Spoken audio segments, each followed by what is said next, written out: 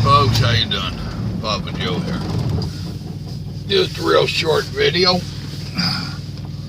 Let me get my dadgummit. Where'd you go? There it is. Gotta get my AC turned on in the bunk. I'm getting ready to go to bed. There we go. I'm gonna have me a cigarette before I go to bed. I wanted to talk to you. I'm at West Rock. It's a paper place here in Dallas, Texas. Now, to give the whole honest story, my appointment was at 8 o'clock tonight. The broker says, oh yeah, you can go in there, go in early, you can go off duty and all this stuff. Led my dispatcher to believe that I could spend the night. Now I got here at 5 o'clock. 8 o'clock appointment. I was 3 hours early. So you cannot complain. Speaking of which, I need to send the broker a message. You cannot complain about not getting in before 8 o'clock. 11:54, I sent the broker a message that I just butted the dock. Now it's 1 o'clock in the morning, 1:20 actually, and I have to circle around and go scale and check out at the guard check, the rent-a-cops. So I tell him, I said, well, I'm gonna back up the hill here and go sleep. You're what? I said, I need to back up the hill here and go to sleep. And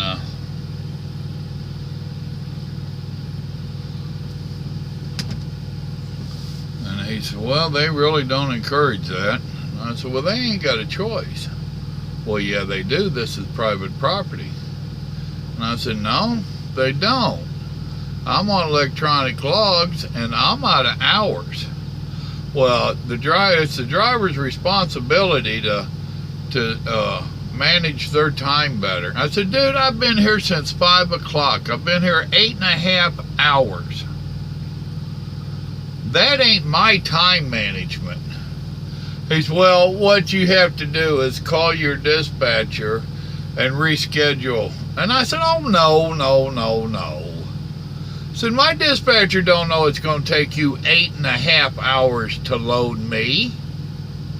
I said, now come December, I think it is. I said, I forget if it's November or December.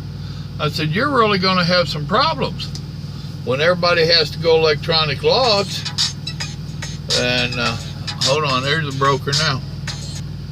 Alright, I'm back. That was the broker. Boy, did they call quick. I was texting them while I was talking to y'all. Anyway, this guy's trying to tell me that it's the driver's responsibility to manage his hours, his time. I just started laughing at him. I said, 8.5 hours here, really? Well, then you call your dispatch and reschedule. How does my dispatch know it's going to take you 8.5 hours? How does anybody except y'all here that takes 8.5 hours a lot? Y'all the only ones that know that you're screwing the drivers around, you know. I said, come December, you're going to have issues.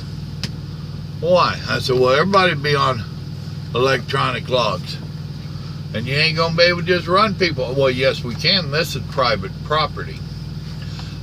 Folks, I don't give a damn. They was not going to run me off tonight.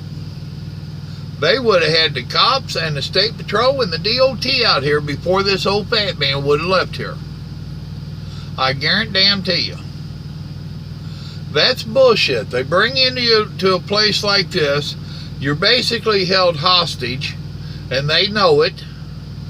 And 8.5 hours. Now, grant you, like I said, I came in 3 hours early, so 5.5 hours.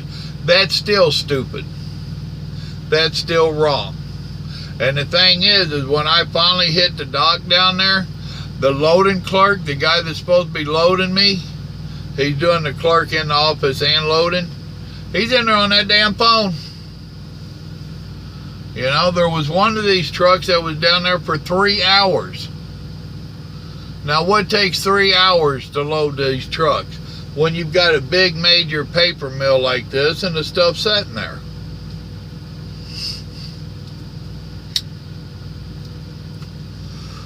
There's been a lot of us saying all along, having our little chuckles with them bringing up these electronic logs and stuff.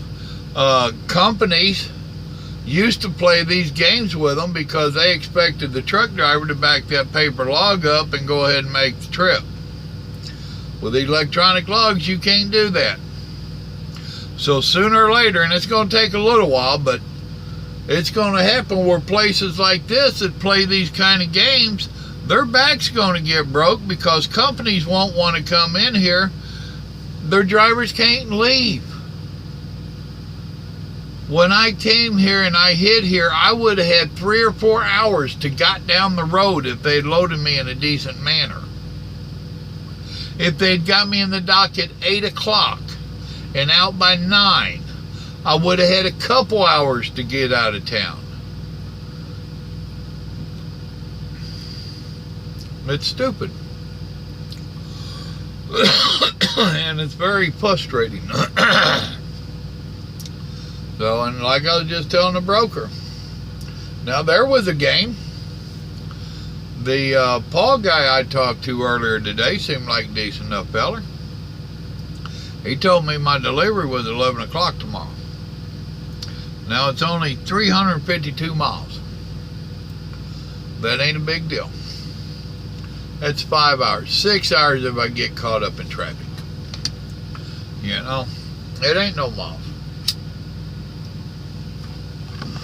But my dispatcher sends me a message, 1:30 appointment.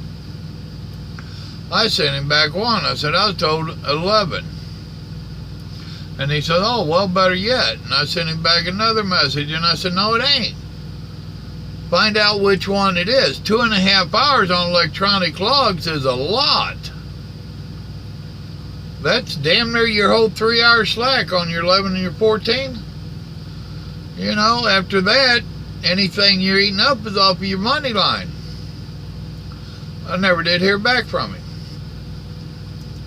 I finally shot him a message after he went home. What's the appointment time? I don't know. They never got back with me. Talking about the broker. So now I was just talking to a different broker, their night shift guy. And I told him earlier, working off their 11 o'clock, when they called me earlier, I was sitting here. I said, your appointment ain't looking good at all. I said, and I'm too damn old to sit here and babysit this truck waiting to get loaded to get a 2 hour nap and run like hell. I ain't doing it. I get done, I'm going to bed. Well, then this guy, he was like, well, I know you're saying the appointment was looking pretty tight. What time you think you'll get to Joplin? I said, I don't know. I said, I still don't even know what the real appointment time is. Well, it's 1:30. Huh.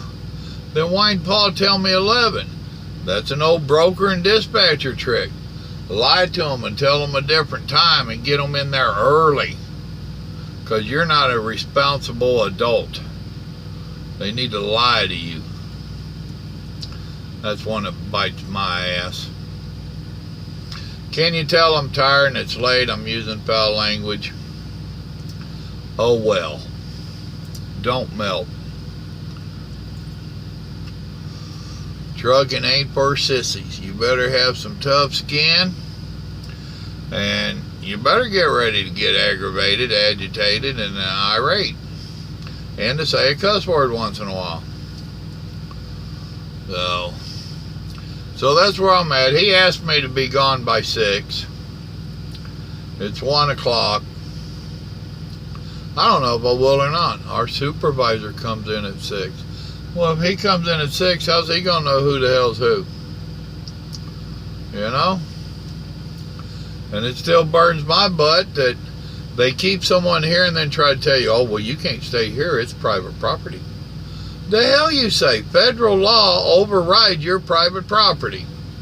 You might be private property, but you're part of the trucking industry and you're part of the problem, actually. Oh, I was doing pretty good with this whole ordeal until he pulled that shit. That was just a hot knife. Rent-a-cops. Alright. End of rant, end of lesson, end of the day. I'm fixing to go to bed. Now, I know truck drivers, y'all can tell me the same stuff. I'm not the only one that deals with this. This is rampant. This is what they need to fix. It is not the drivers trying to cheat and be greedy and make all the money and run all the wild hours. That ain't what the problem is. The problem is shit like this right here. This is a prime example of what our problem in the trucking industry is. Now, if they would come in and fix this nonsense, and the only way to fix it is to get into their pocket, where they make one of their laws. They like making their damn laws, and I don't like seeing laws being made over the commercial, the manufacturing and all that stuff. I really don't like seeing it. I can't think of the right word I'm looking for, but y'all know what I'm saying. I think government should keep their fingers out of the business of America. However, they need to pass a damn law that if this place accepts an 8 o'clock appointment, if that driver isn't loaded and gone by 10 o'clock, give them 2 hours, then it starts coming out of their pocket in a big way. That's the only way you fix this. Otherwise, that guy sitting down there playing on his phone will continue to sit there playing on his phone and will not give a damn about how many trucks are up here waiting. He won't give a damn how long that driver has to wait. But if they start penalizing him because it's costing them money, they'll get us loaded and out the damn door. I guarantee you. But that's the world according to Papa Joe. Y'all remember, God loves you and so do I. I ain't so crazy about this industry anymore. But maybe. They might fix stuff, maybe. Yeah, right. Good night.